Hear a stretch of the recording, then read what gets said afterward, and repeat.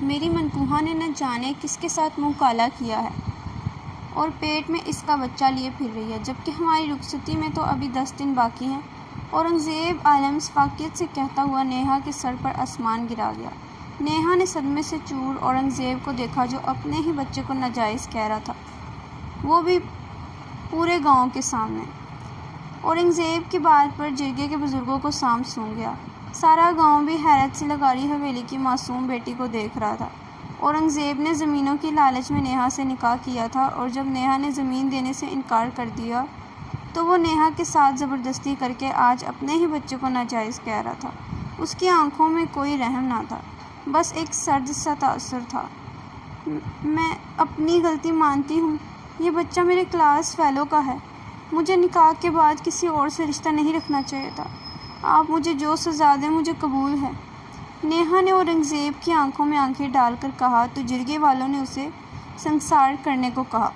درخت سے بندھی نیہا پر پہلا پتھر اورنگزیب۔ یہ غلط ہے، نیہا نے اپنے اوپر جھکتے اورنگزیب کو خود سے دور کرتے ہوئے کہا۔ کیا غلط ہے؟ تم میری بیوی نہیں ہو کیا؟ اورنگزیب نے اس کا گال چومتے ہوئے شدت سے کہا۔ بیوی ہوں، لیکن ابھی ہماری رخصتی نہیں ہوئی ہے۔ نیہا نے پھر اسے خود کے اوپر سے دور دھکیلنے کی کوشش کی۔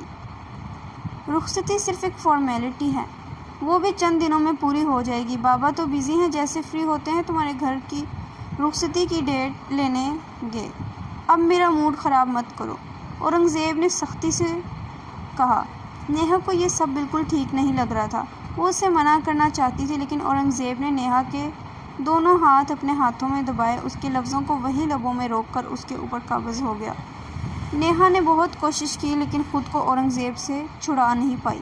اس کا دل ان سب چیزوں کے لیے بالکل راضی نہیں تھا، لیکن اس کی لاکھ مزاحمت کے باوجود اورنگزیب اس پر حاوی ہو گیا۔ واپسی میں وہ سارا راستہ روتی ہوئی، جبکہ اورنگزیب مسرور سا ڈرائیو کرتا رہا۔ گھر جا کر بھی وہ بنا کسی سے کچھ کہے اپنے کمرے میں بند ہو گئی۔ مجھے تم سے ارجنٹ ملنا ہے، بہت کچھ غلط ہو چکا ہے، وہ روحانسی آواز میں شرمندگی سے بولی۔ کیا ہوا؟ اورنگزیب نے انتہائی حیرت سے پوچھا۔ مجھے شک ہے کہ میں ماں بننے والی ہوں، مجھے بہت ڈر لگ رہا ہے، نیہا پریشانی سے بولی۔ بکواس مت کرو یار، ایسا نہیں ہوگا، اورنگزیب لاپرواہی سے بولا۔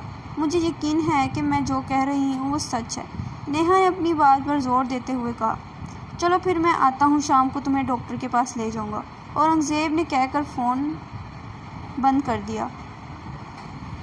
نیہا شدت سے یہ دعا کرنے لگی جو اس نے سوچا ہے وہ جھوٹ ہو، لیکن ایسا نہ ہو سکا۔ ٹیسٹ کی رپورٹ پازیٹیو دیکھ کر اس کا وجود زلزلوں کے زد میں آ گیا تھا، جبکہ اورنگزیب بالکل مطمئن تھا، اسے تو جیسے کوئی فرق ہی نہیں پڑ رہا تھا۔ یہ سب ٹھیک نہیں ہے، ایسا نہیں ہونا چاہیے تھا، نیہا آنسو بہاتے ہوئے دکھ سے بولی۔ خاموش رہو، تم کچھ غلط بھی نہیں ہے، میں آج ہی پاپا کو بھیج کر ہماری رخصتی کی بات کرتا ہوں، اور تم نے کسی کو کچھ بھی نہیں بتانا، بہت جلد تم رخصت ہو کر میرے پاس آ جاؤ گی، تم کسی کو کچھ نہیں پتہ نہیں چلے گا۔ اورنگزیب نے اسے بہت سی تسلیاں دے کر گھر بھیج دیا۔ وہ بھی کچھ مطمئن ہوتے واپس گھر آ گئی اور کسی سے کچھ بھی نہ کہا، لیکن یہ نہیں جانتی تھی کہ آگے کیا ذلت اس کا مقدر بننے والی ہے۔ اگلے دن ہی اورنگزیب اور اس کی فیملی آ کر شادی کی تاریخ طے کر گئے، جو کہ 20 دن بعد ہونی تھی۔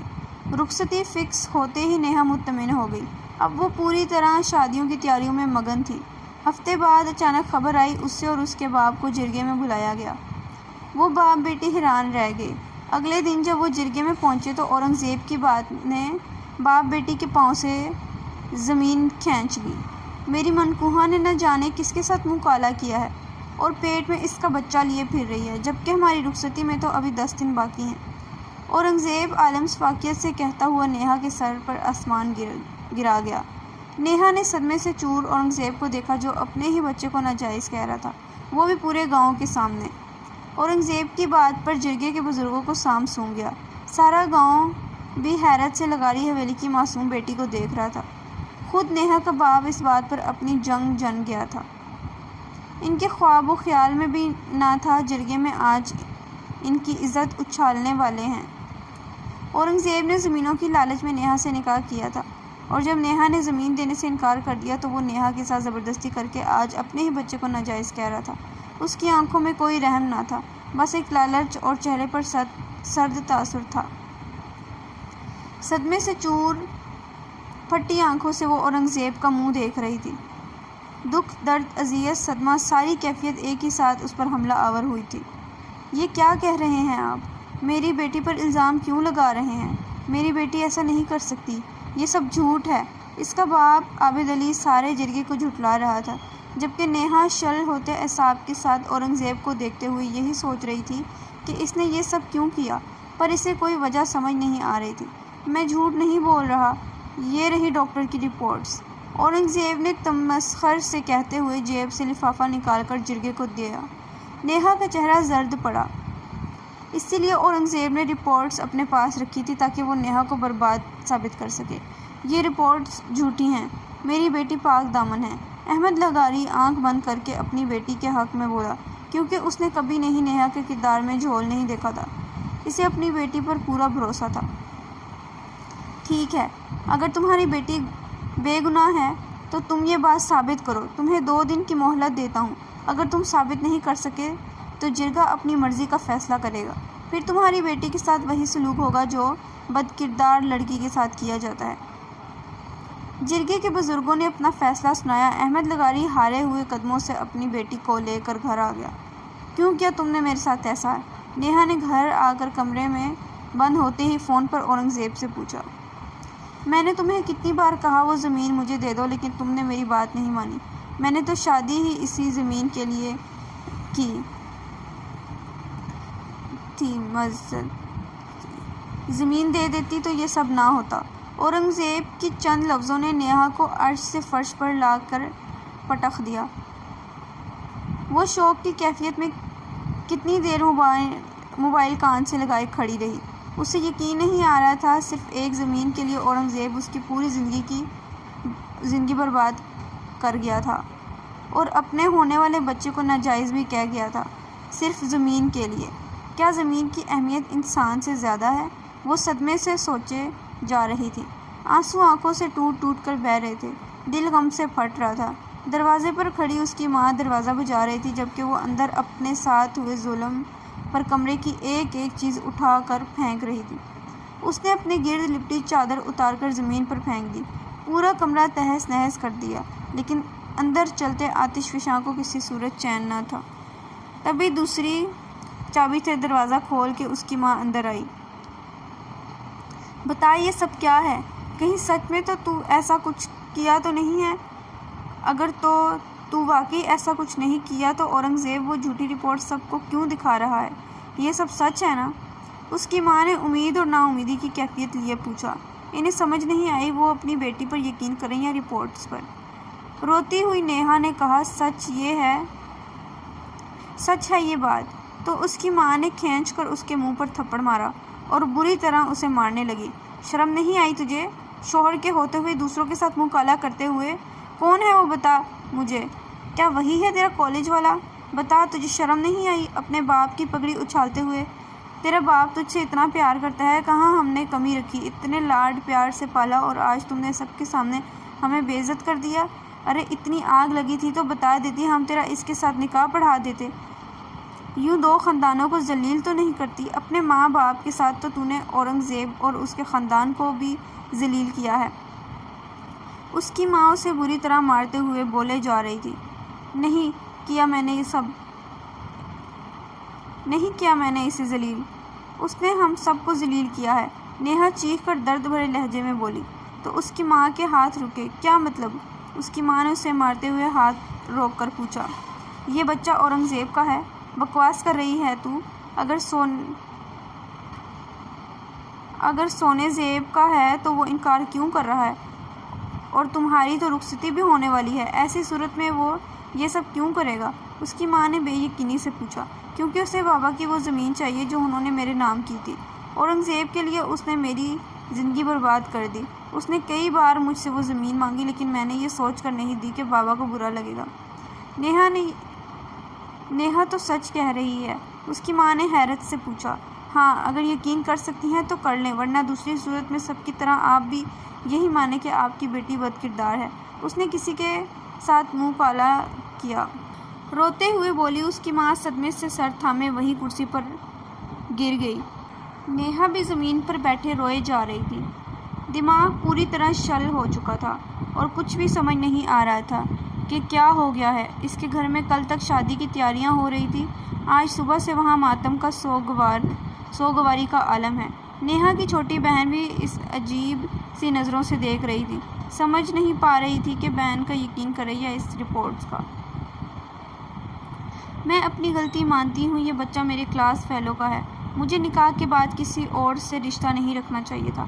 آپ مجھے جو سزا دیں گے مجھے قبول ہے، نیہا نے اورنگزیب کی آنکھوں میں آنکھیں ڈال کر کہا۔ تو اورنگزیب کو بری طرح جھٹکا لگا۔ وہ تو یہ سمجھ رہا تھا کہ اب نیہا رخصتی کے لیے اس کے آگے اپنے ہاتھ جوڑے گی اور وہ زمین اپنے نام کروا کر رخصتی کروانے کا کہے گا، لیکن نیہا نے اس کی ساری سوچ کو الٹ کر رکھ دیا تھا۔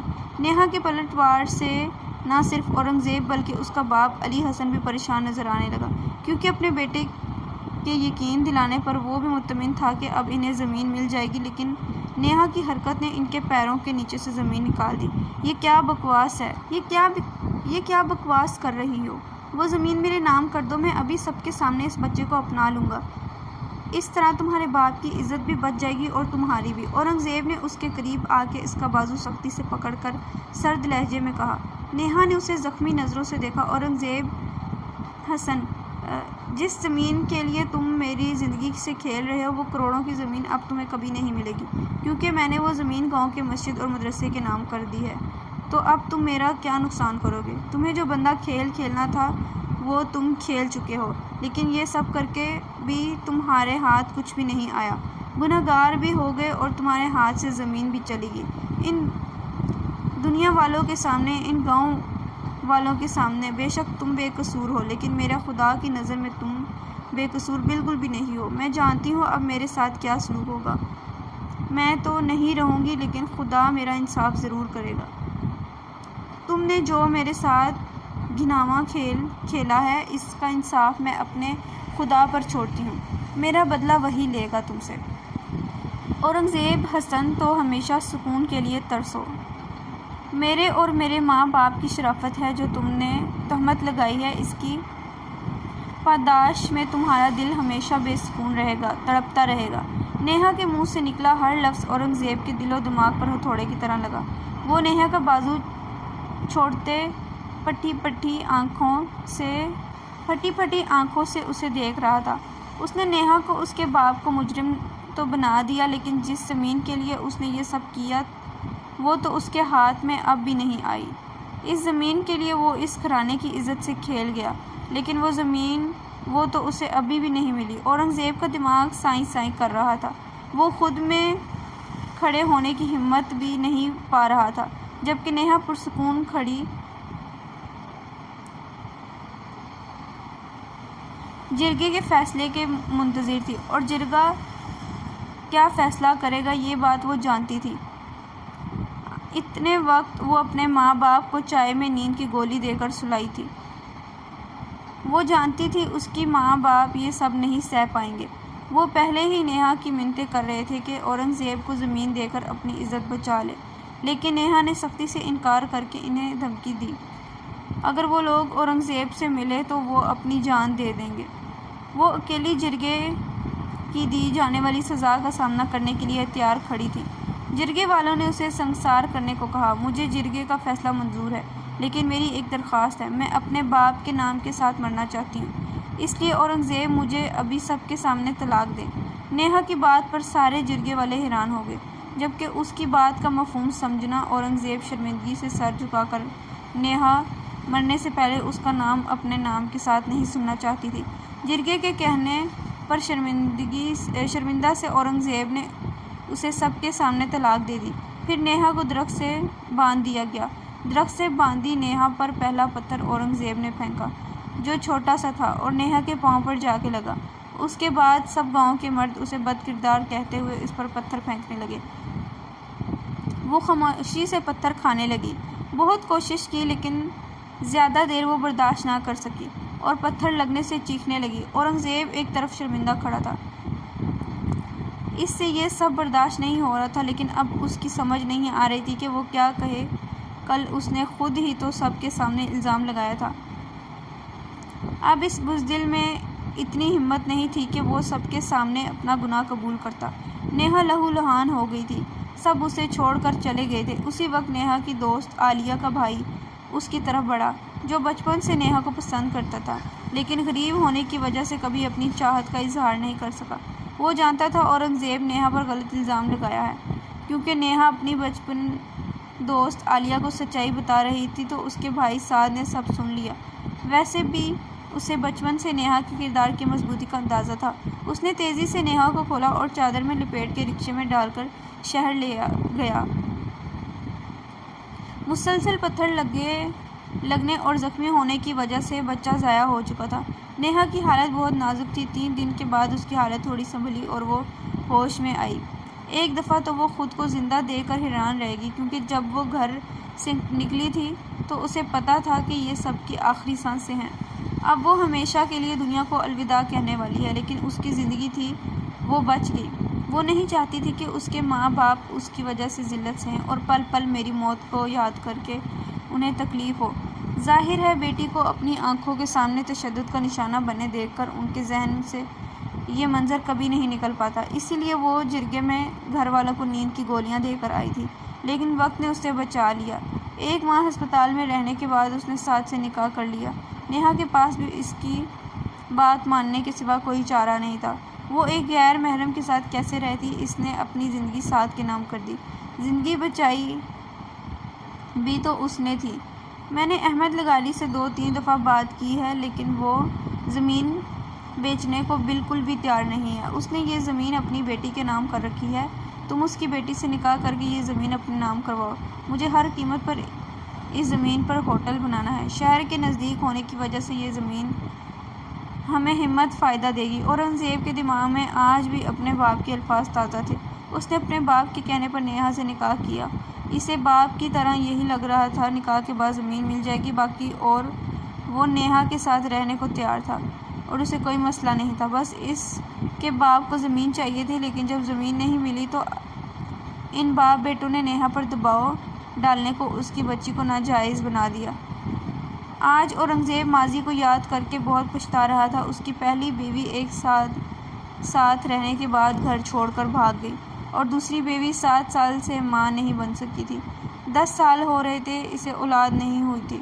جب قدرت نے اسے اولاد کی نعمت سے نواز رہی تھی تو وہ ناشکری کرتے ہوئے فرعون بن گیا اور اپنی ہی اولاد پر تہمت لگا کر اپنے پاک باز بیوی کو بے عزت کر گیا۔ اب جب اولاد کے لیے ترس رہا ہے تو قدرت اسے اولاد سے نہیں نواز رہی۔ وہ اپنی اور اپنی بیوی کے لیے بے شمار ٹیسٹ کروا چکا تھا، دونوں میں کہیں کوئی مسئلہ نہیں تھا۔ ڈاکٹر ہمیشہ ایک ہی بات کہتے تھے، اللہ کا حکم ہوگا تو اولاد ہو جائے گی، اس سے دعا کریں۔ وہ بہت پچھتاتا تھا، شرمندہ تھا، ضمیر کی عدالت میں روز آنسو بہاتا تھا۔ ہر گزرنے دن کے ساتھ اولاد کی خواہش اس کے اندر روز پکڑ رہی تھی، لیکن وہ اتنا ہی اولاد کے لیے تڑپ رہا تھا۔ وہ اپنے باپ کا اکلوتا بیٹا تھا، اس کا باپ بھی اس کی اولاد دیکھنا چاہتا تھا، لیکن قدرت اب ان پر مہربان نہیں ہو رہی تھی۔ 10 سال بعد نیہا گاؤں میں قدم رکھا اور ایک بار پھر جرگہ بلایا گیا۔ نیہا اور سعد کے نکاح کے بعد سعد خاموشی سے نیہا کے ماں باپ کو گاؤں سے شہر لایا اور نیہا سے ملوا دیا، جو اپنی بیٹی کو مرا ہوا سمجھ کے روز روتے تھے۔ اس دن جب وہ نیند سے جاگے تو بہت روئے، خود کو بہت کوسا۔ اپنی بیٹی کے آخری وقت میں وہ اس کے ساتھ نہیں تھے، مگر نیہا کو زندگی اور خوش باش دیکھ کر وہ مطمئن ہو گئے۔ آج ایک بار پھر جرگہ بٹھایا تھا اور نیہا پہلے سے زیادہ مضبوط بن کر سب کے سامنے کھڑی تھی۔ آج وہ اپنے نام پر لگی تہمت کو مٹانے آئی تھی۔ نیہا کے پاس لوٹنے اور جرگہ بلانے کی خبر اورنگزیب کو بھی ہو گئی تھی۔ اب وہ 10 سال پہلے والا اورنگزیب نہیں رہا تھا، اب وہ شرمندہ اور ضمیر کی عدالت میں ہارا ہوا اورنگزیب تھا۔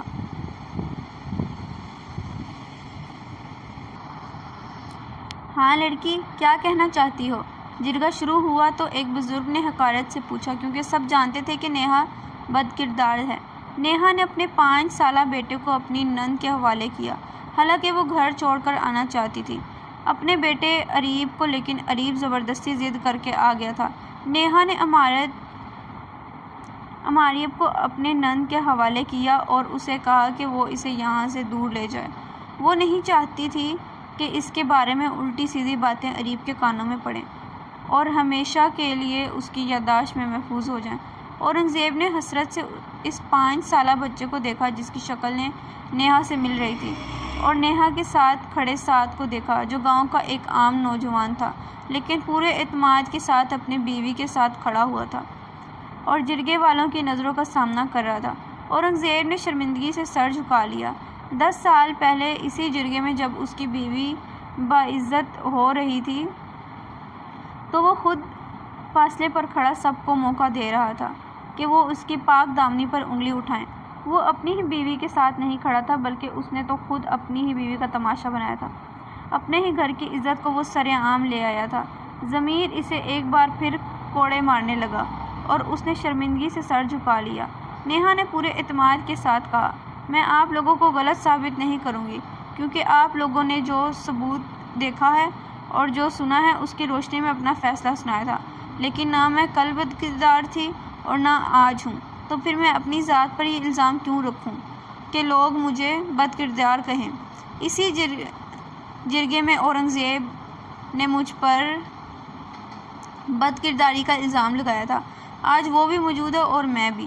میں چاہتی ہوں کہ ہم دونوں قرآن اٹھائیں۔ میں اپنے قرآن اٹھانے کو تیار ہوں کیونکہ میں سچی ہوں، اور میں چاہتی ہوں اورنگزیب بھی قرآن پر حلف لے کر کہے اس نے اس دن جو کچھ کہا تھا وہ سچ تھا۔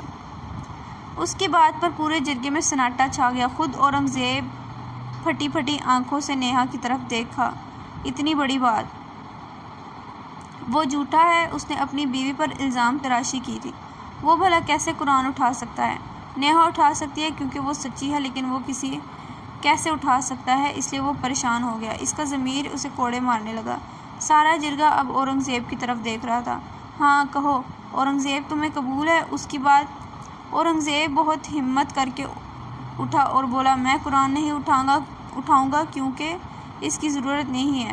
نیہا کل بھی سچ کہہ رہی تھی اور آج بھی سچی ہے۔ میں نے اس دن زمین کی لالچ میں نیہا پر الزام لگایا اور اپنے ہی بچے کو سب کے سامنے گالی دے دی۔ میں قصوروار ہوں، میں گناہ قبول کرتا ہوں۔ اورنگزیب کے کہنے پر سارے جرگے میں سناٹا چھا گیا۔ اس نے اورنگزیب کو بہت لعن طعن کی اور اسے اپنی زمین کا ایک بڑا حصہ نیہا کے نام کرنے کو کہا، لیکن نیہا نے صاف انکار کر دیا۔ چند لاکھ کی زمین اس کی عزت کی قیمت نہیں تھی۔ اس نے کہا، اورنگزیب اس زمین پر اسکول اور اسپتال بنوا دے۔ اس تجویز کو سب نے پسند کیا۔ جرگے نے نیہا سے کافی معافی مانگی۔ اورنگزیب نے بھی نیہا کے سامنے اپنے ہاتھ جوڑے، لیکن نیہا میں اتنا حوصلہ نہیں تھا اسے معاف کرتی جس نے اس کے ماں باپ کی عزت کو مٹی میں ملا دیا۔ نیہا عزت سے کچھ دن گاؤں میں رہ کر اپنے گھر لوٹ گئی۔ اورنگزیب یوں ہی مرتے دم تک ہی بے چین رہا۔ جب کسی کے ساتھ برا کرو تو آپ کے ساتھ اچھا کیسے ہو سکتا ہے؟